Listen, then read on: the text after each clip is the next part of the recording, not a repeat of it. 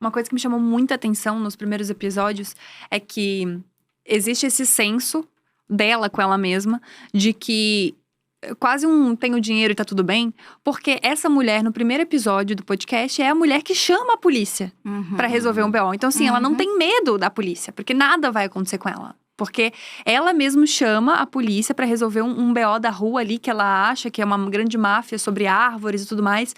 Então essa pessoa, ela não tem medo nenhum da justiça, de que nada vai acontecer com ela. Existe um senso de proteção de que eu tô safa, que nada vai acontecer comigo, que eu achei absurdo. Se fala que ela é procurada do FBI, é procurada nada. O FBI sabia onde ela estava desde o começo, Exato. gente. Muita gente até fala que denunciou, que já mandou até e-mail pro FBI e tal. E num dos trechos do podcast, ele chega até a falar de uma facilitação do governo brasileiro para tentar trazer o cara pra cá e tal, mas não deu certo, porque ele tinha cidadania, alguma coisa assim. Mas ela conseguiu, né? Então tem essa passação de pano pra esse povo rico, que eles são muito bem, né? Como é que fala? Aliados, né? Desses políticos, tudo. Tanto que o podcast também, no segundo episódio, em que eles descobrem o que ela realmente tinha feito, que ela não era só essa figura excêntrica morando numa casa abandonada, é muito interessante quando ele fala, a rua inteira já sabe quem ela é. A rua inteira sabia que eles estavam ali com uma criminosa que cometeu um crime terrível, e muitas dessas pessoas ainda mantinham relação com aquela mulher.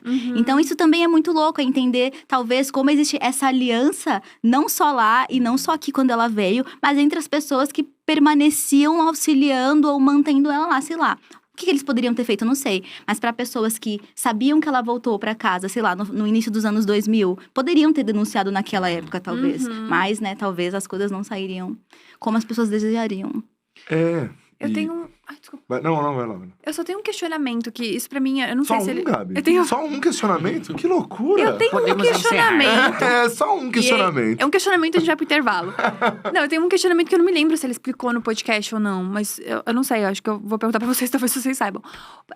Ela tem essa riqueza toda, essa grana toda. Por que a casa tá nesse estado? E ela tá nesse estado porque me parece que ela não tem dinheiro. Tipo, aquela casa tá podre, tá destruída. O que aconteceu nesse meio do caminho? Ela não tem dinheiro pra reformar? Não existe um... O que é? Olha, pode falar. Não, eu acho que assim, eles têm as irmãs, né, ali eles têm alguns imóveis que aí o patrimônio são alguns milhões de reais, porém, eles estão todos bloqueados pela justiça porque tá uma grande discussão sobre quem fica com o quê, qual vende, entre elas não chegam em acordo nenhum, então elas têm muito dinheiro, só que estão todos em imóveis, em terrenos, em salas comerciais. Porém, precisa vender isso tudo para o dinheiro de fato existir no banco e ela poder cuidar da casa, pagar os impostos e tudo que eles devem, né? De IPTU, de todas essas coisas das casas. E dos imóveis como um todo. Então, assim, na verdade, eles acumularam dívidas, mas eles têm o patrimônio que são os imóveis. Então, os imóveis precisam ser vendidos para que ela possa, as irmãs, né, as 3 irmãs, possam ter recursos para poder bancar, né, fazer a reforma da casa e isso tudo. Então a casa passou ali mais de 20 anos sem esse cuidado. A casa tá realmente caindo aos pedaços, literalmente. Nossa. E acho que é por isso que tá nessa situação, né? Eu acho que são 2 motivos também. Eu acho que é esse, porque é isso. Você acumula dívidas e elas acabaram perdendo alguns imóveis em leilão. Porque você não tem como pagar uma dívida de condomínio. A inadimplente, vamos executar essa dívida e você perde seu apartamento. Esse é o puro suco da elite brasileira, né? É que é isso. Enquanto são prédios, o condomínio pode exercer. Enquanto é uma casa... É o terreno ali, vai acontecendo, o mato vai tomando conta e tudo vai se dispersar. E não tem um condomínio, uma galera que pode entrar contra essa casa. Então, porque você é dono do terreno, você pode fazer meio que o que você quiser naquele terreno. Mas, ao mesmo tempo, eu penso que o fato dela deixar a casa se degradar é muito interessante para uma pessoa que tá literalmente fugindo.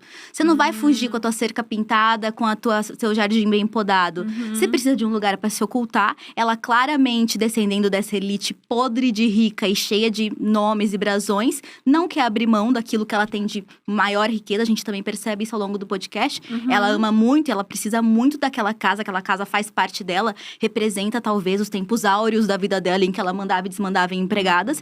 E algo que ela não tem mais hoje, até porque ela não está mais com o marido, que continua muito rico. As irmãs quebraram todos os tipos de relações. E ela vive uma vida...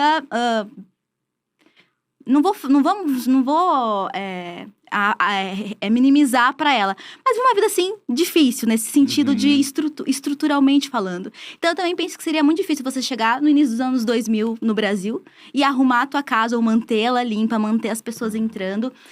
Casas daquele nível, a casa tem 20 cômodos, né?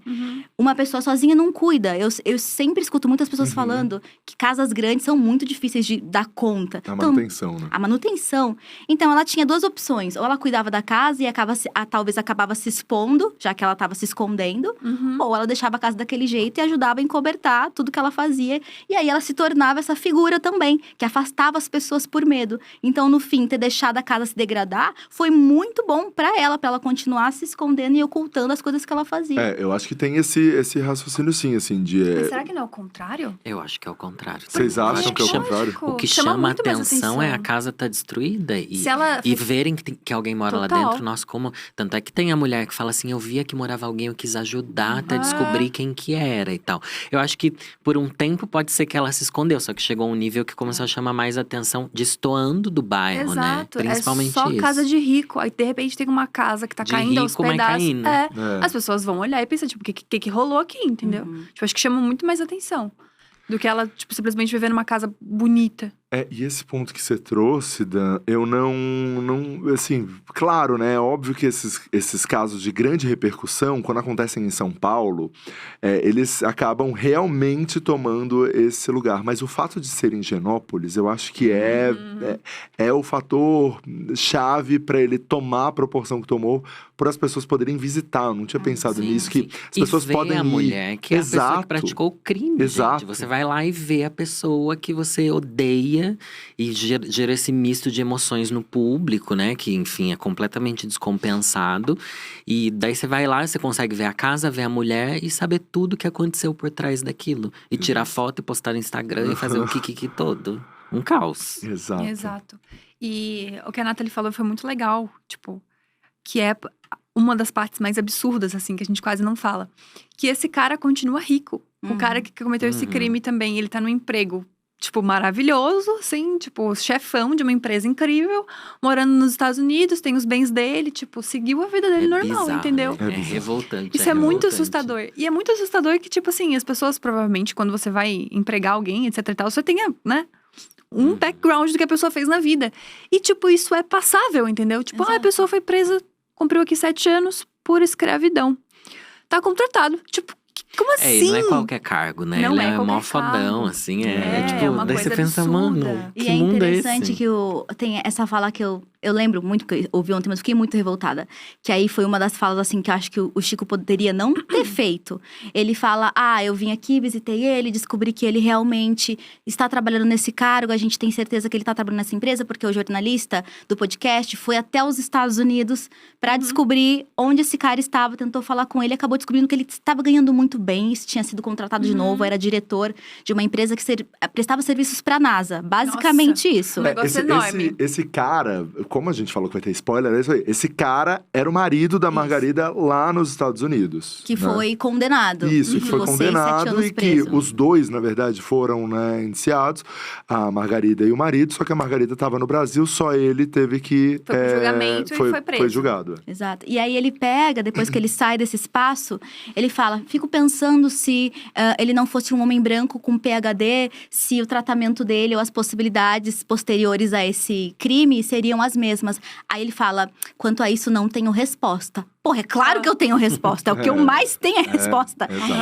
Seja mulher, seja um homem, principalmente um homem ou uma mulher negra, isso é impossível, é impensado de acontecer. E lá, literalmente, aconteceu. Esse cara está na mesma posição de poder que ele estava antes desse crime.